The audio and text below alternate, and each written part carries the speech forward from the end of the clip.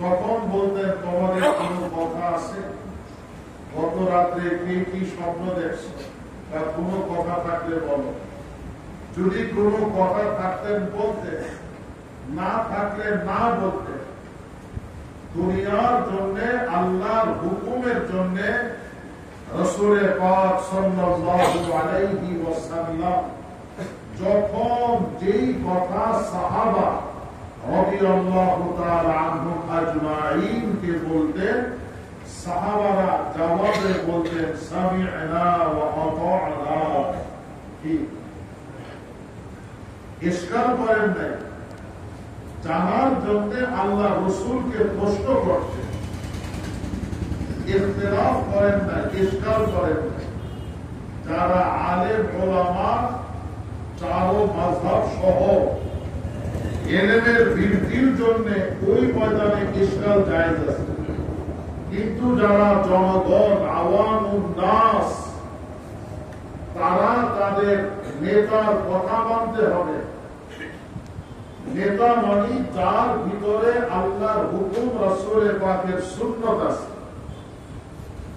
নেতা মানে ইমাম, ইমাম মানে কি বলে?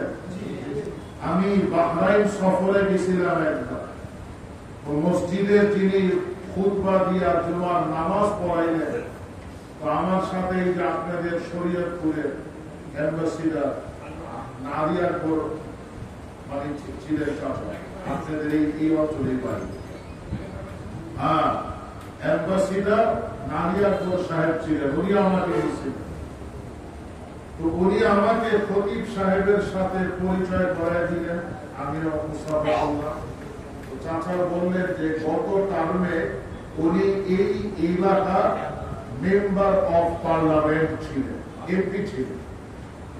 বুঝলেন না কথা? বুঝার কথাও না।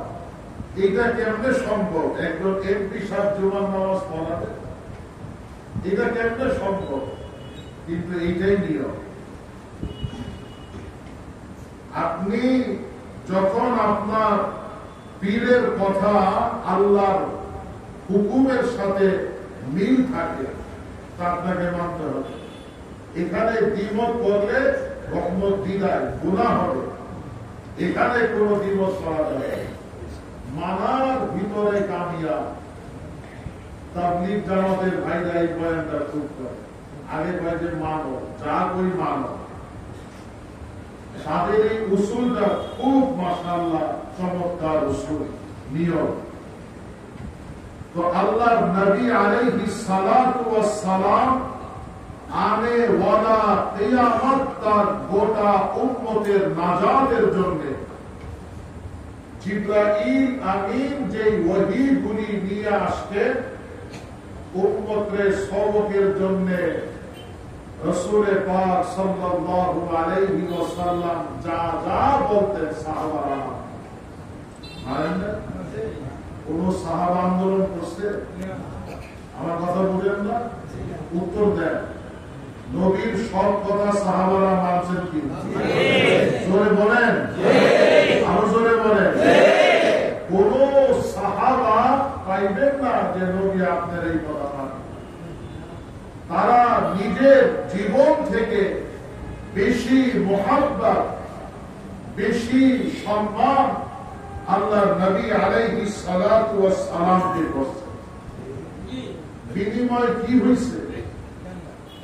বিনিময়ে স্বয়ং আল্লাহ রাব্বুল আলামিন কোরআনুল কারীমে ঘোষণা দিয়া বলছেন, আমার ওই নবীর কলিজার টুকরা সাহাবাদের প্রতি আমি আল্লাহ রাজি আর খুশি হয়ে গেলাম।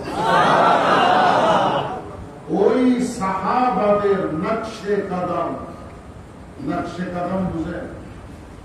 বাংলা কি? নকশে কদম, সাহাবাদের নকশে কদম, পদচিহ্ন। সাহাবারা যে হাঁটছে, ওই যে সাহাবারা যে পায়ের উপরে ভর কইরা উঠছে, মানে হাঁটছে, চলছে,